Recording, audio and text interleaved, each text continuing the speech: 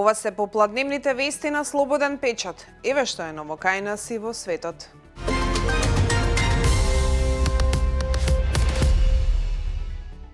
Нема протези за колки и колено за ортопедски операции ниту на клиниката за ортопедија при клиничкиот центар Мајка Тереза, ниту во 8 септември, тврдат за Слободен печат лекари хирурзи, кои додаваат дека ваквата ситуација предизвикува да не може да се изведат операции, а пациентите со болки плаќаат по 9.000 евра во приватните болници. Според нашите извори, ова се однесува и на цементните и на безцементните протези, а фалат и некои остеосинтетски материјали за скршеници. Поради застојот, листата на пациенти ставени на чекање се зголемува.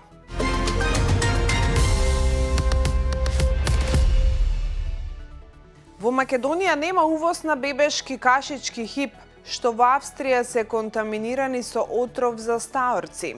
Откако бебешки кашички од брендот Хип беа контаминирани со отров за стаорци во Австрија, Словачка и Чешка, производителот ги повлече тегличките од 190 грама направени од моркови и компири во супермаркетите Шпар во Австрија. Производителот тврди дека повлекувањето од предпазливост и нема никаква врска со компанијата, туку со кривично дело кое е под истрага. Според производителот, тегличките ја напуштиле фабриката во совршена состојба, но потоа биле контаминирани. Од Агенцијата за храна и ветеринарство за Слободен печат велат дека ја мониторираат ситуацијата. До овој момент Агенцијата за храна и ветеринарство нема добиено нотификација преку системот за брзо известување за небезбедни производи на Европската Унија, дека на македонскиот пазар е пласиран небезбеден производ храна за бебиња од брендот Хип. Агенцијата ја следи состојбата и доколку се јави потреба навремено ќе реагира, велат од таму за Слободен печат.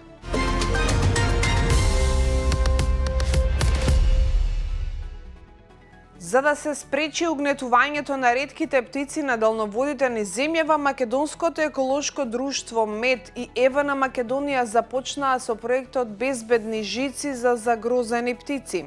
Планирано е да се изолираат околу 3000 електрични столбови со цел да се спасат царскиот орел и египетскиот мршојадец од струјни удари, а воедно да се постават и 1000 визуелни рефлектирачки уреди дивертери на надземни далноводи.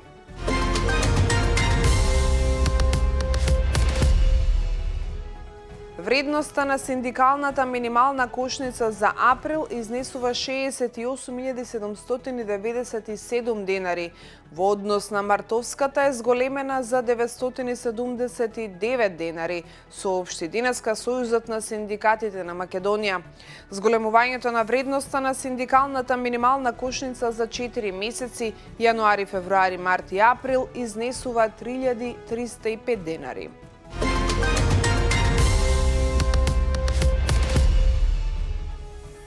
Владата ја врати стапката на данокот за додадена вредност, која државата ја пресметува за дизел горивото од 10%, колку што ја намали под драстичното поскапување на горивата на редовното ниво од 18%. Одлуката за дизелот, која е донесена на седницата во саботата, во владиното соопштение е закопана под бројните фалби за мерките на самата влада и за тоа како таа ги спречила поскапувањата. Намалената стапка на ДДВ ќе продолжи да важи за бензините.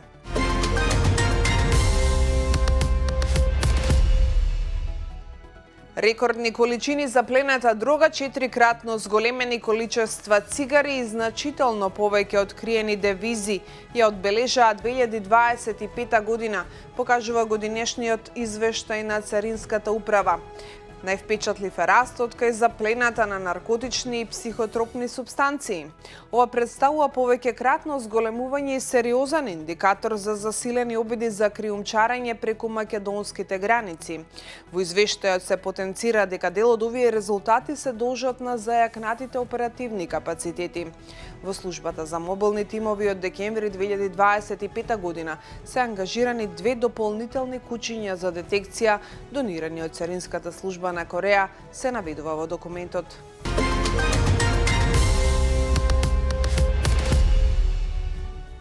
Владата на Косово на денешната седница ја разгледа и ја усвои предлог одлуката со која Исламската револуционерна гарда на Иран се прогласува за терористичка организација, јавува Анадолу.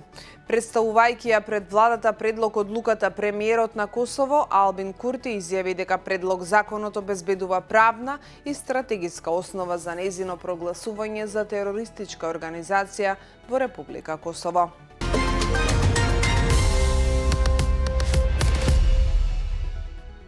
Сообраќајот на автопатот Солун-Атина накратко беше нарушен, откако изгубен бик се појавил меѓу возилата кај Синдос, пренесуваат грчките медиуми. Животното побегнало од сопственикот и околу 1 час се движело по коловозот, создавајќи метеж и неизвестност кај возачите, пред да биде фатено со помош на полицијата. Во инцидентот нема повредени лица, ниту сообраќајни несреќи. По фаќањето, бикот кој бил видно вознемирен бил врзан за заштитната ограда.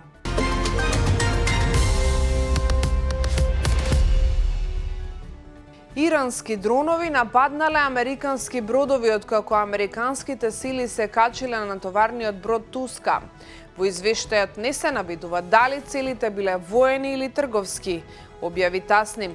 Иран потврди дека американските сили го заплениле товарниот брод и најави брза одмазда, оценувајќи го потегот како директно кршење на двонеделното примирие посредувано од Пакистан, кое главно се почитува од 7 април.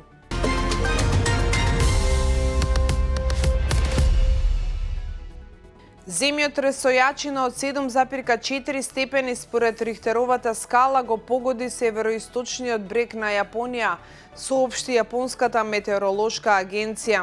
Епицентарот на земјотресот бил крај брегот Санрику, на исток од земјата, на длабочина од 10 километри. Како што јавува јавниот радиодифузен сервис, цунами е веќе забележано на 50 километри од брегот на јапонската префектура Аомори. Јапонската премиерка Санае Такаичи упати итен апел до жителите во областите погодени од земјотресот да се преселат на повисоко место без одложување.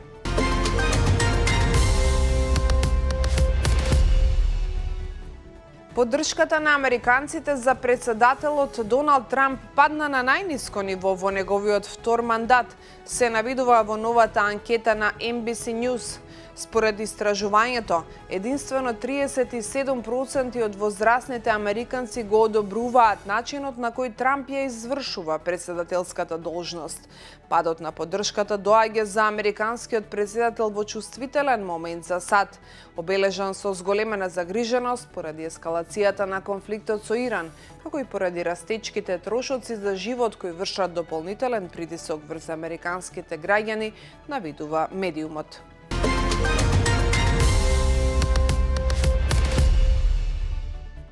Председателката на Европската комисија Урсула фон дер Лајен повика на брзи реформи во Унгарија по изборната победа на опозицијата, велејќи дека напредокот е клучен за отклучување на милиарди замрзнати средства од ЕУ.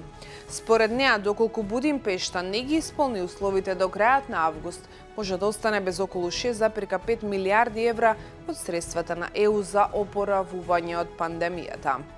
Ова беше се во денешното издание на Попладневните вести. Останете со Слободен печат, имајте убаво попладне. Пријатно.